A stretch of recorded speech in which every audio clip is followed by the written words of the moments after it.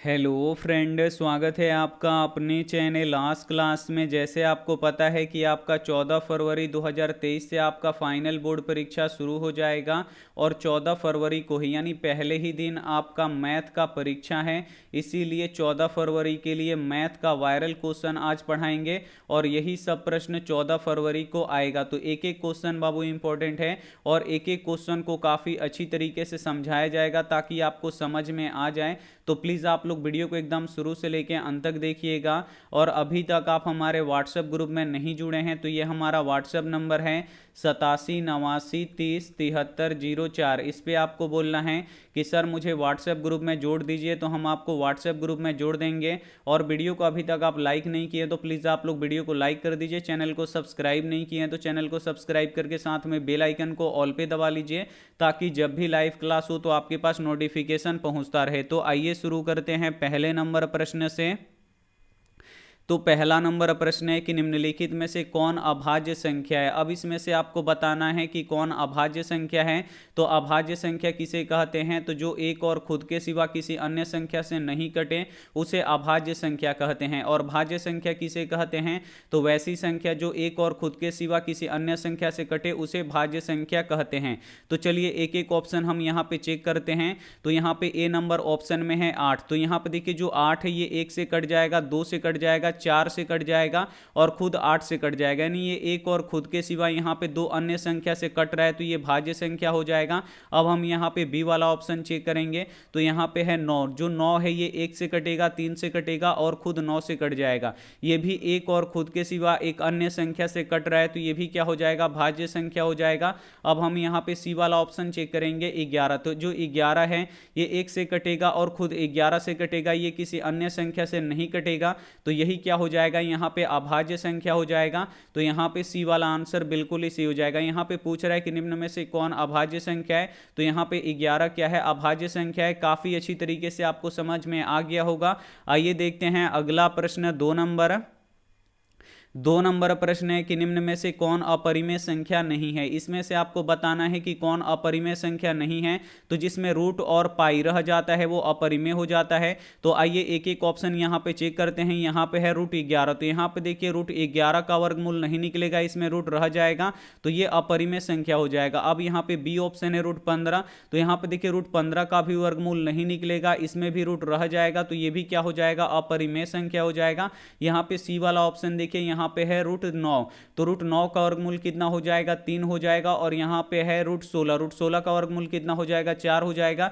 देख सकते हैं दोनों से रूट हट गया तो ये कौन सी संख्या हो जाएगा? परिमेय संख्या हो जाएगा। तो यहाँ पे पूछ रहा है कि निम्न में से कौन अपरिमेय संख्या नहीं है। तो यहाँ पे जो ये सी वाला ऑप्शन है ये अपरिमेय संख्या नहीं है, ये परिमेय संख्या है। यहाँ पे सी वाला आंसर बिल्कुल ही सही हो जाएगा। आइए देखते हैं अगला प्रश्न 3 नंबर प्रश्न है कि दो परिमेय संख्याओं के बीच अधिकतम कितनी परिमेय संख्या हो सकती है। अब यहाँ पे आपको बताना है कि कोई भी दो परिमेय संख्या के बीच अधिकतम परिमेय संख्या कितनी होती है। तो यहाँ पे देखिए दो परिमेय संख्या लिख रहे हैं 2 और 3। इसके बीच देखिए यहाँ पे आप 2.1 लिख सकते हैं, 2.12 लिख सकते हैं, 2 यहाँ पे 2 लिख सकते हैं, 2.20, जितना चाहे आप लोग लिख सकते हैं यहाँ पे परिमेय संख्या। तो अगर जब भी आपसे प्रश्न किया जाए कि दो परिमेय संख्याओं के बीच अधिकतम कितनी परिमेय संख्या हो सकती है तो आपको याद रखना है अनंत। अनंत यहाँ पे परिमेय संख्याएं हो सकती हैं। तो यहाँ पे डी वाला आंसर बिल्कुल ही सही हो जाएगा। आइए देखते हैं अगला प्रश्न 4 नंबर प्रश्न है कि 400 के अभाज्य गुणनखंड में 2 का घात कितना है। यहाँ पे आपको बताना है कि 400 के अभाज्य गुणनखंड में 2 का घात कितना है, यहाँ पे बताना है। तो चलिए सबसे पहले आपको 400 का अभाज्य गुणनखंड करना है। तो हम यहाँ पे 400 का अभाज्य गुणनखंड कर देते हैं। तो 2 से ये कितना बार में कटेगा? तो ये 200 बार में कटेगा। फिर ये 2 से कितना बार में कटेगा? 100 बार में कटेगा। फिर ये 2 से कितना बार में कटेगा? 50 बार में कटेगा। और फिर 2 से ये कितना बार में कटेगा? 25 बार में कटेगा। फिर ये 5 से 5 बार में। तो यहाँ पे देख सकते हैं 2 कितना है? 1 2 3 4, यानी 2 के पावर हम यहाँ पे 4 लिख सकते हैं। और 5 कितना है? 2 है। तो यहाँ पे 5 के पावर हम 2 लिख सकते हैं। तो यहाँ पे बोल रहा है कि 400 के अभाज्य गुणनखंड में 2 का घात कितना है बाबू? तो 2 का घात कितना है? 4 है। तो यहाँ पे डी वाला आंसर बिल्कुल ही सही हो जाएगा। सभी क्वेश्चन आपको 100% समझ में आएगा, बस आप लोग एकदम शुरू से लेकर अंत तक देखते रहिए। अब यहाँ पे देखिए 5 नंबर प्रश्न है कि 17/170 170 का दशमलव प्रसार होगा, शांत होगा कि अशांत होगा कि आवर्ती होगा कि इनमें से कोई नहीं होगा। यहाँ पे आपको बताना है कि 17/170 का, यहाँ पे देखिए 17/170 का दशमलव प्रसार कैसा होगा। तो सबसे पहले देखिए अगर ये कट रहा है तो इसे सबसे पहले आप लोग कटा दीजिए। तो देखिए 17 किससे कटेगा, यहाँ पे देखिए 17 एकम 17 और 17 दहिया कितना होता है बाबू 170 होता है, यानी ये हो गया हमारा 1/10। अब देखिए अब आपको क्या करना है, हर का अभाज्य गुणनखंड करना है। अगर हर के अभाज्य गुणनखंड में केवल 2 आता है या केवल 5 आता है या 2 5 का गुणनफल होता है तो वो शांत होता है। तो 10 का यहाँ पे हम हर का अभाज्य गुणनखंड करेंगे तो यहाँ पे देखिए 2 से 10 कितना बार में कट जाएगा, 5 बार में कट जाएगा। तो इसके हर के गुणनखंड में केवल 2 और 5 आ रहा है, और जिस भी संख्या के हर के गुणनखंड में 2 और 5 आता है तो वो क्या होता है, शांत होता है। तो यहां पे ये शांत हो जाएगा, यहां पे ए वाला आंसर बिल्कुल ही सही हो जाएगा। आइए देखते हैं अगला प्रश्न 6 नंबर। 6 नंबर प्रश्न है कि दो संख्याओं का लौसा 60 और मौसा 10 है, यदि पहली संख्या 20 है तो दूसरी संख्या ज्ञात करें। यहां पे देखिए दो संख्याओं का लौसा 60 दिया गया है, मौसा 10 दिया गया है और पहली संख्या 20 दिया गया है, तो आपको दूसरी संख्या निकालना है। तो ये भी प्रश्न आएगा आपके परीक्षा में। तो देखिए इसे कैसे सॉल्व करेंगे, तो इसके लिए एक फॉर्मूला होता है, पहली संख्या गुणे दूसरी संख्या बराबर लौसा और गुणे मौसा होता है। अगर ये फॉर्मूला आपको नहीं पता है तो इसे आप लोग लिख के याद कर लीजिए। तो पहली संख्या बाबू कितना है, 20 है, तो यहाँ पे लिख देंगे 20, और दूसरी संख्या निकालना है तो इसको वैसे ही छोड़ दीजिए। लौसा कितना है, 60 है, तो यहाँ पे लिख देंगे 60, और मौसा कितना है, 10 है, तो यहाँ पे लिख देंगे 10। अब आपको दूसरी संख्या निकालना है, तो 20 इधर गुणा कर रहा है तो इधर आके क्या करेगा, भाग करेगा, यानी दूसरी संख्या बराबर कितना हो जाएगा हमारा 60 गुणे 10 और बट्टा के नीचे हो जाएगा 20, और 20 से देखिए 60 कितना बार में कटेगा, 3 बार में कटेगा। तो यहाँ पे देखिए 3 में 10 से गुणा करेंगे तो 10 दिया कितना हो जाएगा, 30 हो जाएगा, यानी हमारी दूसरी संख्या कितना निकल जाएगा, 30 निकल जाएगा। सी वाला आंसर बिल्कुल ही सही हो जाएगा। और जो भी बच्चे अभी तक चैनल को सब्सक्राइब नहीं किए हैं तो प्लीज़ आप लोग चैनल को सब्सक्राइब कर लीजिए।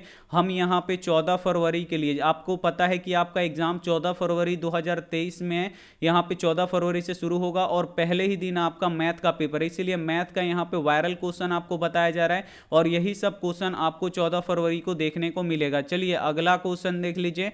अगला क्वेश्चन अब हम यहां पे 7 नंबर सोल्व करेंगे कि यदि बहुपद px x² minus 2x minus 6 के शून्यक अल्फा बीटा हो तो अल्फा इंटू बीटा का मान है। अब यहां पे आपको देखिए अल्फा इंटू बीटा का मान निकालना है, तो अल्फा इंटू बीटा का यहां पे आपको फॉर्मूला याद होना चाहिए। तो अल्फा इंटू बीटा का फॉर्मूला क्या होता है, तो c बटा a होता है। बस यहां पे आपको c का मान रख देना है और यहां पे आपको a का मान रख देना है। तो कहां से आएगा बाबू c और a का मान, तो इस बहुपद से आएगा। देखिए जो x² में गुणा करता है वो a होता है, तो x² में क्या गुणा कर रहा है, कुछ भी नहीं कर रहा है। जहां पे कुछ भी नहीं होता है वहां पे 1 होता है, और जो केवल x में गुणा करता है वो b का मान होता है। तो x में क्या गुणा कर रहा है बाबू, -2 गुणा कर रहा है, तो b का मान यहाँ पे -2 हो जाएगा। और जिसमें x नहीं होता है वो c का मान होता है, तो c का मान कितना है बाबू, यहाँ पे आगे माइनस है तो आपको माइनस लेना पड़ेगा, यानी -6 है। बस इसमें आपको रख देना है यहाँ पे अल्फा इंटू बीटा बराबर यहाँ पे c का मान रखना है। तो c का मान कितना है, -6 है, तो -6, और a का मान कितना है बाबू, 1 है, तो यहाँ पे लिख देंगे 1। अब यहाँ पे देखिए अल्फा इंटू बीटा बराबर -6 बटा 1 का अर्थ क्या हुआ बाबू, -6 ही हुआ। तो यहाँ पे क्या हो जाएगा हमारा बी वाला आंसर क्या हो जाएगा, बिल्कुल ही सही हो जाएगा। आपको 100% समझ में आ गया होगा। आइए देखते हैं अगला प्रश्न 8 नंबर। 8 नंबर प्रश्न है कि एक रैखिक समीकरण का घात होता है। काफी महत्वपूर्ण क्वेश्चन है। यहाँ पे आपको बताना है कि एक रैखिक समीकरण का घात कितना होता है, तो 1 होता है, इसे आपको याद रखना है। सी वाला आंसर बिल्कुल ही सही हो जाएगा।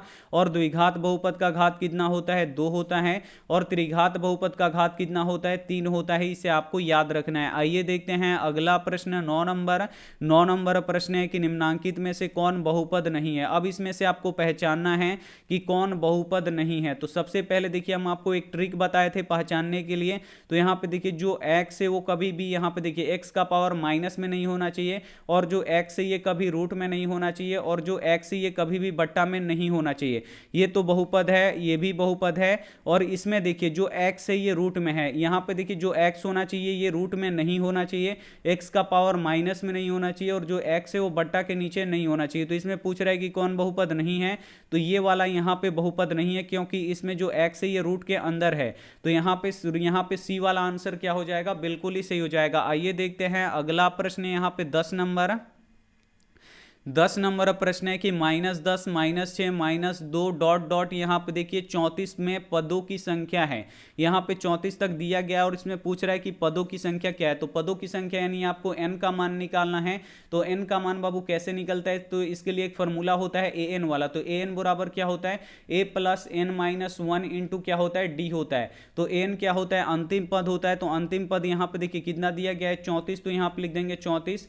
और a का मान, तो a क्या होता है बाबू, ap का प्रथम पद होता है। तो पहला पद कितना है, -10 है। तो यहाँ पे लिख देंगे -10, यहाँ पे प्लस है तो प्लस। आपको n का मान निकालना है तो इसको वैसे ही छोड़ दीजिए। अब यहाँ पे आपको d का मान रखना है। तो d कैसे निकलता है, तो दूसरे पद में से पहले पद को घटाना पड़ता है। तो यहाँ पे देखिए दूसरा पद -6 है, इसमें से आपको घटाना है। तो सबसे पहले आपको घटाव का चिन्ह देना है और उसके बाद आपको यहाँ पे पहला पद लिखना है। तो पहला पद भी माइनस में है। यहाँ पे ही बच्चे गलती कर देते हैं, आंसर नहीं आता, ये माइनस लगाना भूल जाते हैं। यहाँ पे देखिए d बराबर क्या हो जाएगा, -6 और माइनस माइनस ये +10 हो जाएगा। अब यहाँ पे देखिए 10 में से 6 निकल जाएगा, आपका 4 बचेगा। यानी d का मान कितना बचा, यहाँ पे 4 बचा। अब ये -10 है, बराबर के इधर आएगा तो क्या हो जाएगा, +10 हो जाएगा। यानी 34 + 10 बराबर के इधर देखिए 4 में n से गुणा होगा तो 4n हो जाएगा, और 4 में फिर -1 से गुणा करेंगे तो -4 हो जाएगा। यहाँ पे देखिए 34 और 10 कितना हो जाएगा बाबू, 44 हो जाएगा। और बराबर के उधर क्या है, 4n - 4 है। अब -4 को इधर ला दीजिए तो 44 और +4 और इधर हो जाएगा हमारा 4n। 44 और 4 48 बराबर 4n हो जाएगा। 4 से 48 कितना बार में कट जाएगा, 12 बार में कट जाएगा। यानी n हमारा कितना हो गया यहाँ पे 12। तो यहाँ पे देखिए कौन सा आंसर सही हो जाएगा, बी वाला आंसर यहाँ पे बिल्कुल ही सही हो जाएगा। अगला क्वेश्चन देख लीजिए 11 नंबर। 11 नंबर भी क्वेश्चन काफी महत्वपूर्ण है। यहाँ पे देखिए 11 नंबर क्वेश्चन है कि 21 18 15 डॉट डॉट का कौन सा पद शून्य है। यानी इसमें से आपको बताना है कि कौन सा पद शून्य है।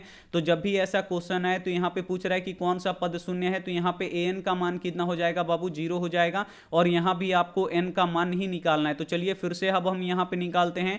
तो an बराबर क्या होता है, a plus n minus 1 into D होता है। an का मान बस आपको यहाँ पे 0 रख देना है। तो यहाँ पे 0 और a का मान बाबू कितना है, यहाँ पे देखिए a का मान यहाँ पे 21 है और प्लस n का मान आपको निकालना है तो उसको वैसे ही छोड़ दीजिए। और d का मान देखिए, यहाँ पे d का मान क्या हो जाएगा, दूसरे पद में से पहले पद को घटाना है। तो 18 में से 21 घटाएंगे बाबू तो माइनस यहाँ पे कितना बचेगा, 3 बचेगा। अब यहाँ पे देखिए 0 बराबर यहाँ पे 21 है तो 21। अब इसे गुणा कीजिए, यहाँ पे प्लस है और यहाँ पे माइनस है तो प्लस और माइनस माइनस। और यहाँ पे देखिए n में 3 से गुणा करेंगे तो यहाँ पे 3n हो जाएगा। अब -1 में -3 से गुणा कर रहे हैं, बिल्कुल आप लोग ध्यान से देखिए। -1 में -3 से गुणा करेंगे तो माइनस माइनस सबसे पहले प्लस हो जाएगा और 3 में 1 से गुणा करेंगे 3 हो जाएगा। यहाँ पे आगे क्या है, कुछ भी चिन्ह नहीं है तो यानी प्लस है। 21 भी प्लस में है और यहाँ पे 3 भी प्लस में है, दोनों को जोड़ दीजिए। 21 और 3 कितना हो जाएगा बाबू यहाँ पे, तो 21 और 3 24 और -3n हो जाएगा। अब यहाँ पे देखिए आपको क्या करना है कि +24 को इधर भेज देना है तो ये -24 हो जाएगा, बराबर की इधर आएगा। और इधर ये क्या हो जाएगा, -3 है तो -3 ही रहेगा। अब माइनस से माइनस कट जाएगा और 3 से 24 कितना बार में कट जाएगा, 8 बार में कट जाएगा। यानी n का मान कितना निकल गया, 8 निकल गया। 8वां पद हमारा क्या होगा बाबू, यहाँ पे 0 होगा। आपको काफी अच्छी तरीके से समझ में आ गया होगा। चलिए अगला क्वेश्चन देख लीजिए, यहाँ पे 12 नंबर। 12 नंबर भी प्रश्न काफी महत्वपूर्ण है। ऐसे फॉर्मूला से आपसे प्रश्न पूछे जाएंगे कि साइन 90 डिग्री माइनस थीटा किसके बराबर होता है। तो साइन 90 डिग्री माइनस थीटा किसके बराबर होता है बाबू, तो ये कॉस थीटा के बराबर होता है। इसे आपको याद रखना है, फॉर्मूला आपको याद कर लेना है। साइन 90 डिग्री माइनस थीटा किसके बराबर होता है, तो ये कॉस थीटा के बराबर होता है। चलिए अगला क्वेश्चन देख लीजिए।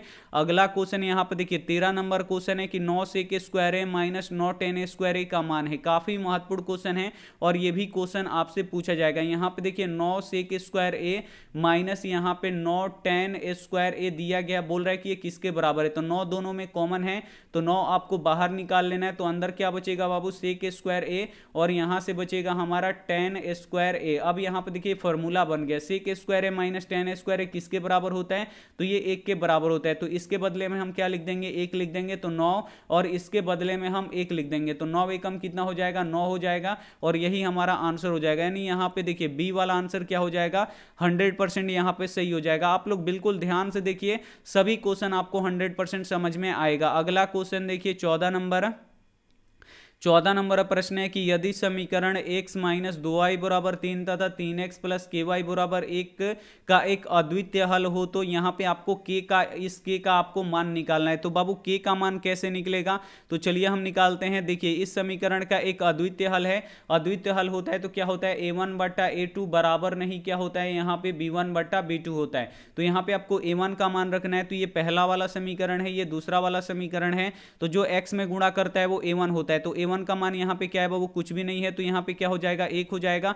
और जो y में गुणा करता है ये b1 होता है, तो b1 का मान बाबू कितना है, यहाँ पे देखिए माइनस है तो आपको माइनस छोड़ना नहीं है, माइनस आपको लेना है।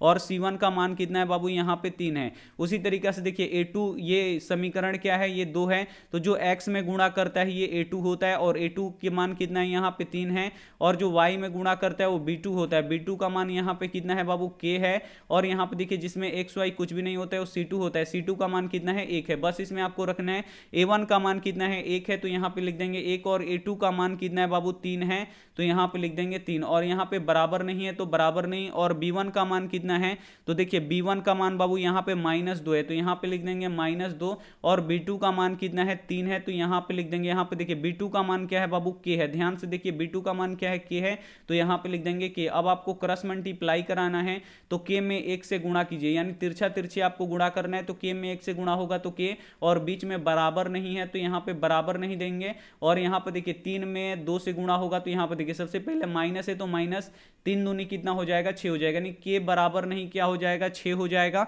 यहाँ पे बी वाला आंसर बिल्कुल इसी हो जाएगा। क्या आपको समझ में आ गया, 100% आपको यहाँ पे समझ में आ गया होगा। अब अगला क्वेश्चन देखिए 15 नंबर भी क्वेश्चन काफी महत्वपूर्ण है, इसे अब हम यहाँ पे आपको सॉल्व करके बताते हैं कि इसे कैसे आप लोग सॉल्व कीजिएगा।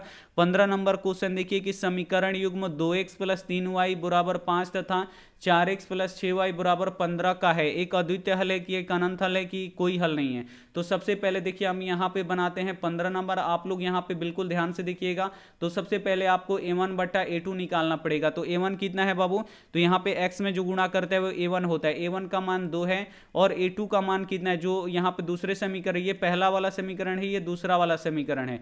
तो दूसरे वाला समीकरण में जो x में गुणा करता है वो a2 होता है, तो यहाँ पे कितना हो गया, तो 4 हो गया। अब इसे कटाइए, 2 एकम 2, 2 दूनी 4, यानी कितना निकल गया, 1/2 निकल गया। अब आपको b1 बट्टा b2 निकालना है।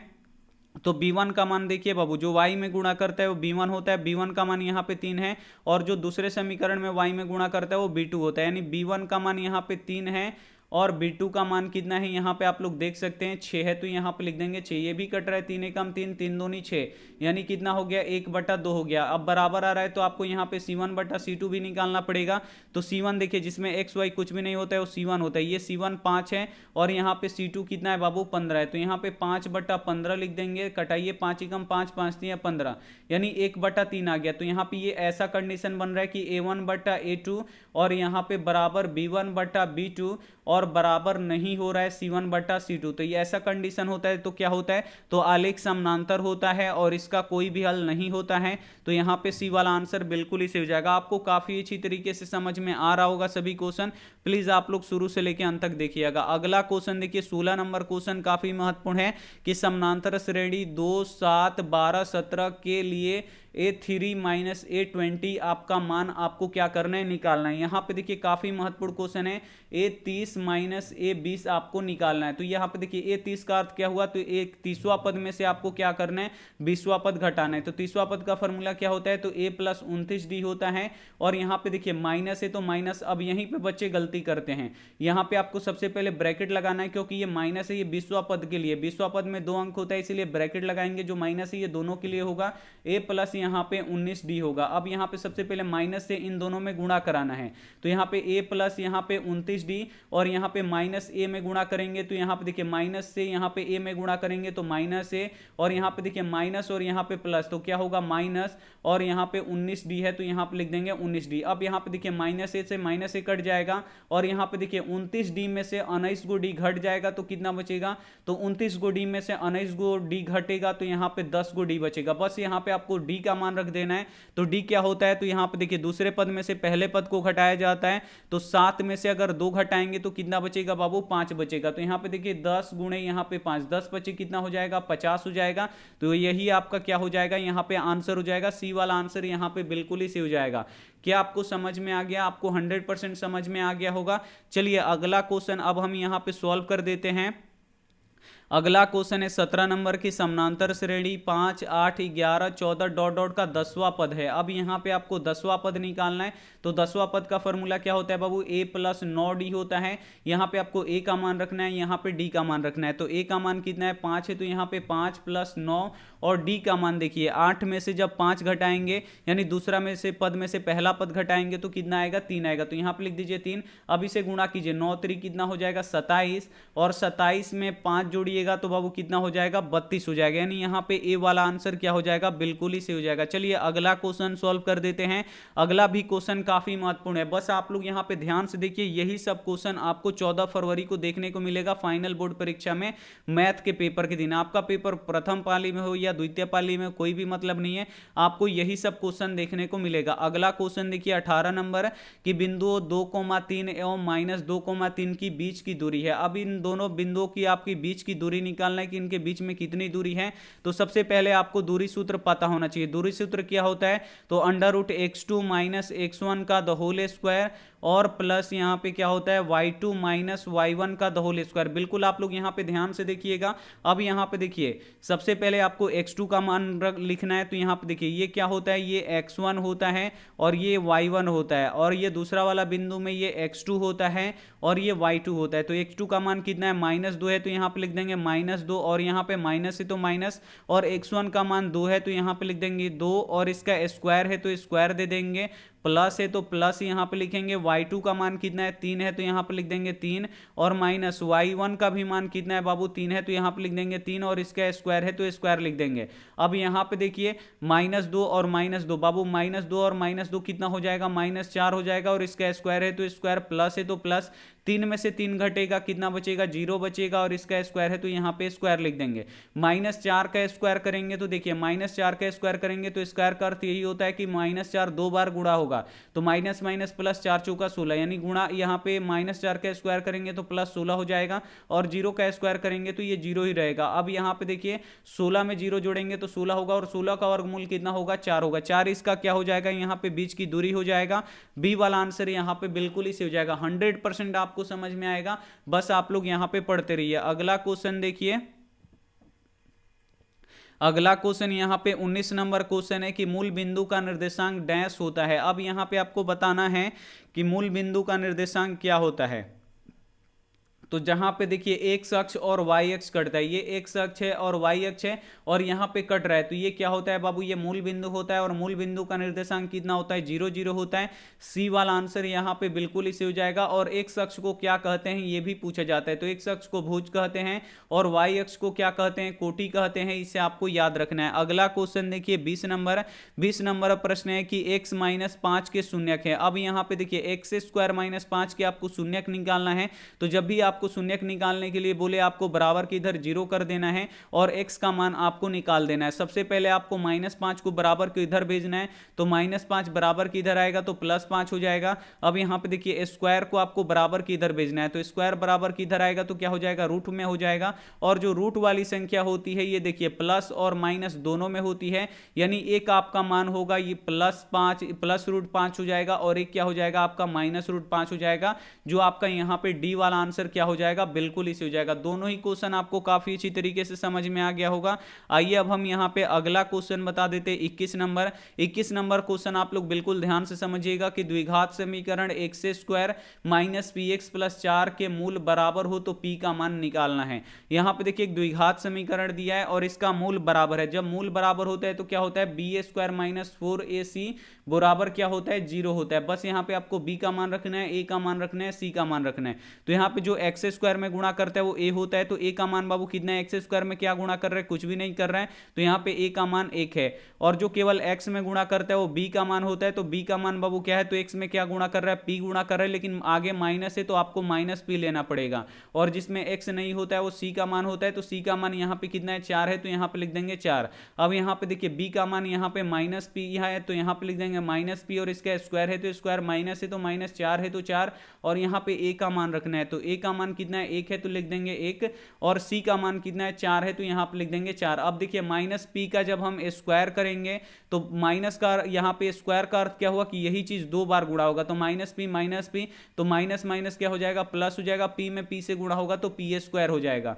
यानी यहाँ पे हम पी स्क्वायर लिख देंगे, माइनस 4 चौका कितना हो जाएगा, यहाँ पे देखिए 4 एकम 4, 4 चौका यहाँ पे 16, तो यहाँ पे लिख देंगे 16, बराबर की इधर 0 है तो 0। अब क्या करेंगे कि माइनस 16 को बराबर की इधर भेज देंगे। तो यहाँ पे देखिए पी स्क्वायर बराबर क्या हो जाएगा, माइनस 16, बराबर की इधर आएगा तो प्लस 16 हो जाएगा। अब इस स्क्वायर को क्या करेंगे, बराबर की इधर भेजेंगे। तो पी बराबर क्या हो जाएगा, ये अंडर रूट 16 हो जाएगा।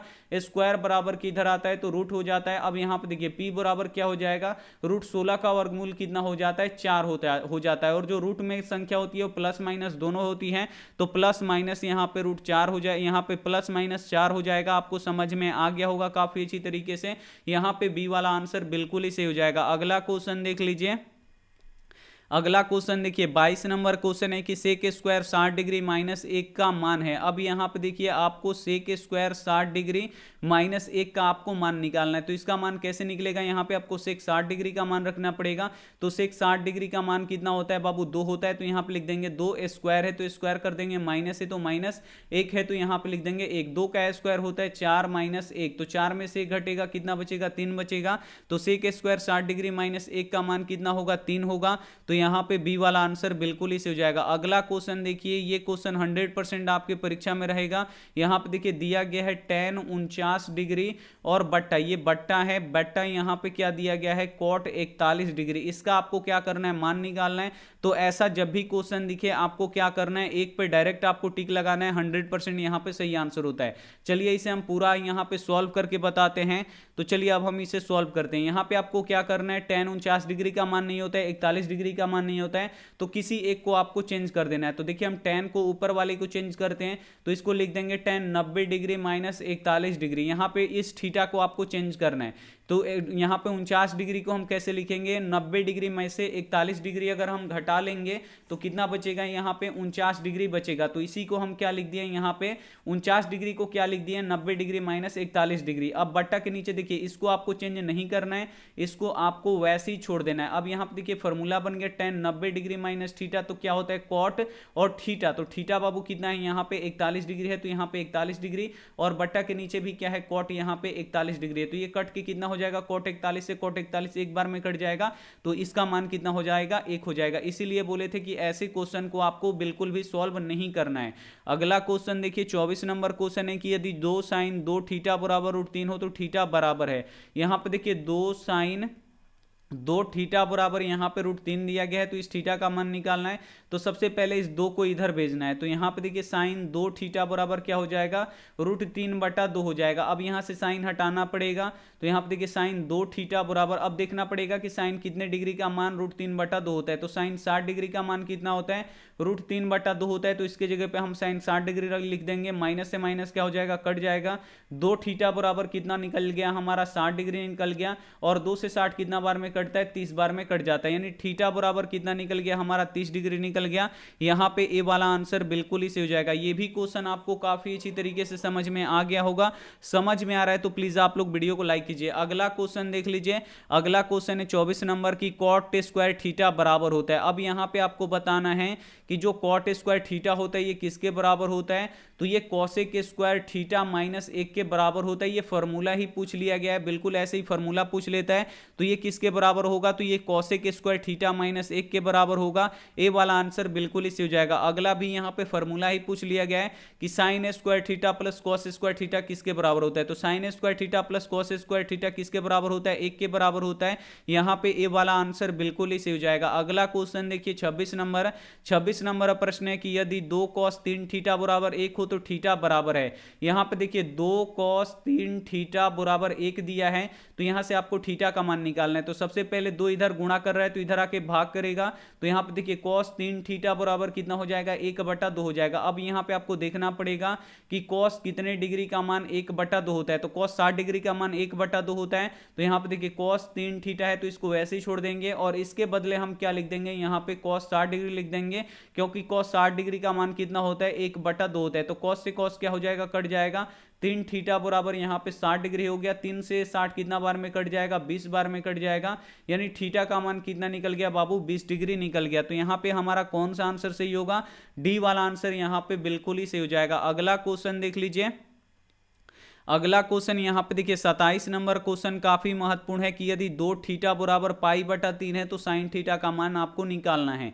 यहाँ पे देखिए 2 थीटा बराबर π/3 दिया है तो आपको साइन थीटा का मान निकालना है। तो चलिए कैसे निकलेगा साइन थीटा का मान, तो सबसे पहले यहाँ पे देखिए पाई का मान डिग्री में कितना होता है, तो डिग्री में आपको याद रखना है 180 होता है, और पाई का मान बट्टा में कितना होता है तो 22/7 होता है। तो यहाँ पे आपको डिग्री वाला मान रखना है। तो यहाँ पे देखिए 2 थीटा है तो 2 थीटा पाई का मान कितना लिख देंगे 180 डिग्री, और बट्टा 3 है तो 3 से 180 डिग्री कितना बार में कटेगा 60 बार में कटेगा, यानी 2 थीटा बराबर यहाँ पे 60 डिग्री हो गया। 2 से 30 60 कितना बार में कटेगा 30 बार में कटेगा, यानी थीटा हमारा 30 डिग्री निकल गया। बस यहाँ पे आपको रख देना है मान। यहाँ पे देखिए साइन है तो साइन और थीटा के जगह पे 30 डिग्री, साइन 30 डिग्री का मान कितना होता है 1/2 होता है, सभी बच्चों को पता है। तो इसका सही आंसर हो जाएगा 1/2, बी वाला आंसर यहाँ पे बिल्कुल ही सही हो जाएगा। अगला क्वेश्चन देख लीजिए। अगला क्वेश्चन है 29 नंबर की द्विघात समीकरण 3x² - 2x + 1/3 के विवेचक का मान होगा। अब यहाँ पे आपको विवेचक निकालना है, तो विवेचक कैसे निकलता है, तो यहाँ पे देखिए b² - 4ac, यानी यहाँ पे आपको b का मान रखना है, a का मान रखना है, c का मान रखना है। तो बाबू b का मान क्या है, तो जो x में गुणा करते हैं वो b का मान होता है। तो b का मान यहाँ पे -2 है, और इसका स्क्वायर है तो स्क्वायर माइनस है तो माइनस, 4 है तो 4 a का मान, तो जो x में गुणा करता है वो a का मान होता है। तो a का मान 3 है तो 3, और c का मान, तो बाबू देखिए c जिसमें x नहीं होता है वो c का मान होता है, तो c का मान 1/3 है, तो यहाँ पे लिख देंगे 1/3। ये तो 3 से 3 क्या हो जाएगा, कट जाएगा। अब यहाँ पे देखिए -2 का स्क्वायर करेंगे, तो आपको बताए थे कि -2 का स्क्वायर क्या हुआ कि -2 गुणे -2, इसको 2 बार लिखना है क्योंकि ये स्क्वायर है। माइनस माइनस प्लस हो जाएगा, 2 दूनी कितना हो जाएगा 4 हो जाएगा, नहीं +4 हो जाएगा, और माइनस यहाँ पे देखिए 4 और 1 बचा, तो 4 एकम कितना हो जाएगा 4 हो जाएगा। 4 में से 4 घटेगा, कितना बचेगा बाबू 0 बचेगा। इसका जो विवेचक का मान निकलेगा, यानी विवेचक का मान निकलेगा, कितना निकलेगा, तो यहाँ पे 0 निकलेगा, यानी यहाँ पे ए वाला आंसर बिल्कुल ही सही हो जाएगा। अगला क्वेश्चन देख लीजिए।